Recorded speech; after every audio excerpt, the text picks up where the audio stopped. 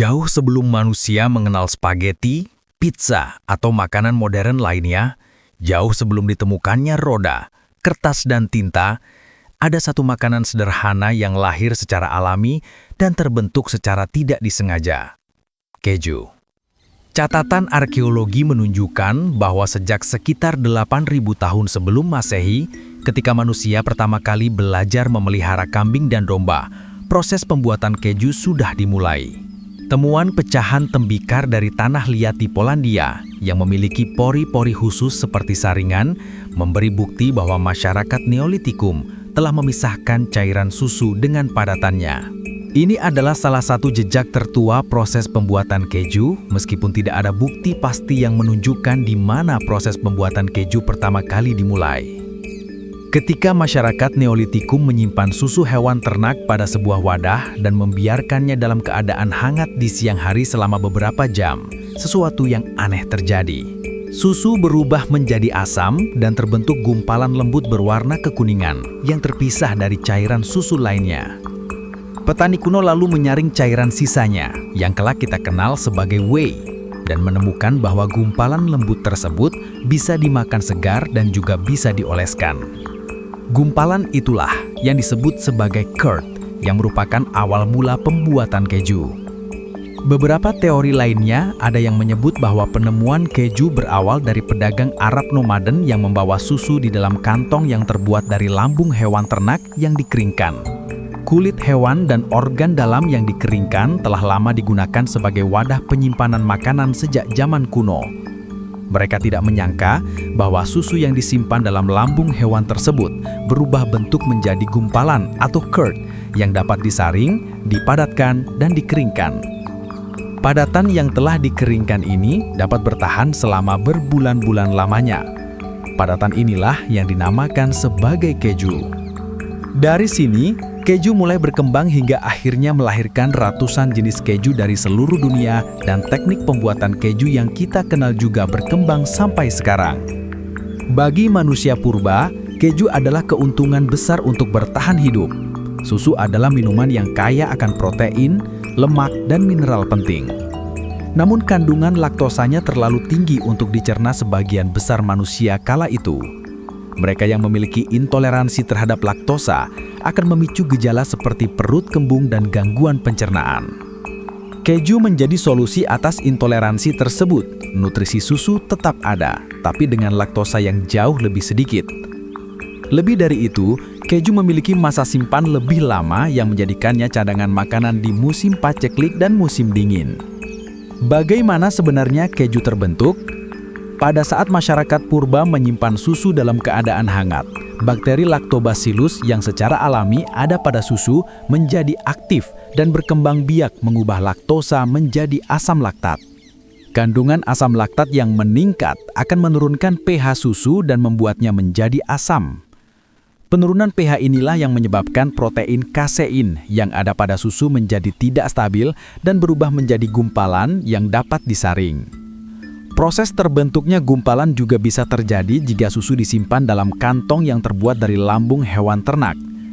Enzim Rennet yang terdapat secara alami di lambung hewan dapat memicu koagulasi protein kasein lebih cepat pada susu yang disimpan di dalamnya. Hingga saat ini, proses pembuatan keju dapat dilakukan dengan salah satu atau kombinasi dari dua cara utama, menggunakan asam maupun enzim. Asam bisa berasal dari hasil fermentasi alami bakteri pada susu, atau ditambahkan secara langsung, misalnya asam sitrat, asam laktat, cuka, atau jus lemon.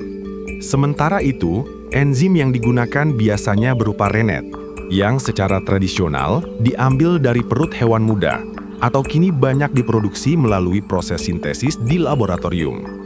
Setelah susu mengalami koagulasi dan terbentuk gumpalan protein atau curd, cairan whey dipisahkan dengan cara penyaringan.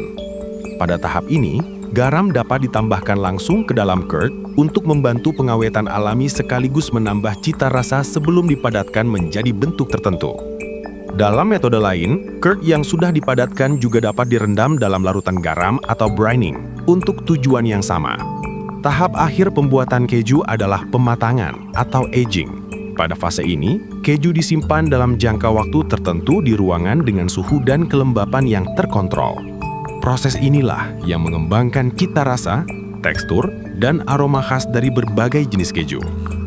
Salah satu zat yang muncul akibat proses pematangan keju adalah asam glutamat. Ini adalah salah satu zat yang berkontribusi memberikan rasa lezat dan umami pada keju. Asam glutamat merupakan zat yang terkandung pada bahan aditif untuk melezatkan masakan, monosodium glutamate atau MSG. Namun asam glutamat pada keju terbentuk secara alami. Para ilmuwan kemudian bereksperimen dengan suhu, waktu fermentasi, jenis mikroba, jenis asam, dan jenis susu berbeda. Hasilnya adalah berbagai macam keju legendaris yang kita kenal sampai sekarang. Parmesan dari Italia, Roquefort dari Prancis, Monster dari Jerman, hingga aneka keju Swiss dengan lubang-lubang khasnya. Ilmu bioteknologi modern juga berperan besar untuk menghasilkan enzim alternatif dari rennet. Karena rennet alami yang berasal dari perut anak sapi, jumlahnya terbatas dan tidak ramah lingkungan. Kini banyak rennet diproduksi melalui rekayasa genetika. Para ilmuwan menyalin gen enzim koagulan dari sapi, lalu menanamkannya ke dalam mikroorganisme seperti jamur atau bakteri. Hasilnya adalah enzim rennet yang identik secara biologis, tapi diproduksi dalam skala besar dan etis. Tidak hanya itu, rekayasa modern juga memungkinkan terciptanya keju bagi penderita intoleransi laktosa. Dengan menambahkan enzim laktase, laktosa yang sulit dicerna akan dipecah menjadi glukosa dan galaktosa yang lebih mudah dicerna, sehingga keju bisa dinikmati tanpa adanya gangguan pencernaan. Ilmu pengetahuan modern juga mengungkap lebih dalam proses pematangan keju yang melibatkan komunitas mikroba yang kompleks, bakteri, ragi, bahkan jamur yang bekerja sama menghasilkan rasa, tekstur, dan aroma khas keju. Contohnya Penicillium roqueforti yang bertumbuh di dalam rongga-rongga keju menciptakan warna biru dan menghasilkan senyawa kimia seperti metil keton yang memberikan rasa tajam dan aroma tanah yang khas pada keju Roquefort. Sementara Brie dan Camembert menggunakan jamur Penicillium camemberti yang tumbuh di permukaan luar dan menciptakan lapisan putih halus dengan rasa lembut dan creamy. Di era modern, revolusi industri membawa mesin ke pabrik pembuatan keju. Produksi melonjak dan keju menjadi barang dagangan global. Kini dunia menghasilkan lebih dari 20 miliar kilogram keju setiap tahun, dari mozzarella untuk pizza, cheddar untuk burger, hingga camembert untuk hidangan mewah. Selain itu, banyak juga perusahaan yang memproduksi keju olahan atau bahkan keju imitasi.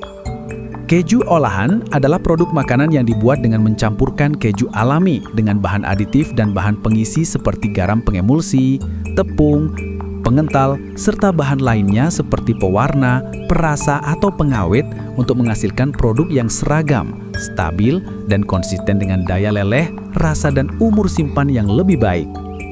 Keju olahan adalah bahan yang populer dan serbaguna dalam industri makanan cepat saji di zaman modern karena harganya lebih murah, namun dengan cita rasa dan tekstur yang serupa dengan keju alami.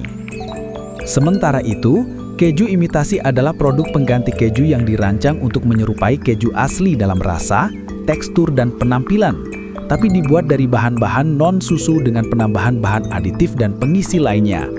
Produk ini seringkali menggunakan lemak nabati, protein nabati atau spati sebagai pengganti produk susu dan ditunjukkan untuk para konsumen dengan diet vegetarian, vegan, intoleransi laktosa, dairy free, atau sebagai alternatif yang lebih hemat.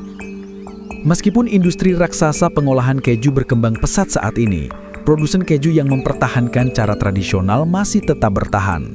Di desa-desa Swiss, di pedalaman Prancis, hingga di kampung kecil India, petani masih membuat keju dengan cara turun-temurun. Seolah menegaskan bahwa keju bukan sekedar makanan, tetapi warisan budaya, sains alami, dan simbol kreativitas manusia sejak ribuan tahun yang lalu. Jika kita melihat sepotong keju di meja makan, mungkin yang terlintas hanyalah rasa gurih dan teksturnya yang khas.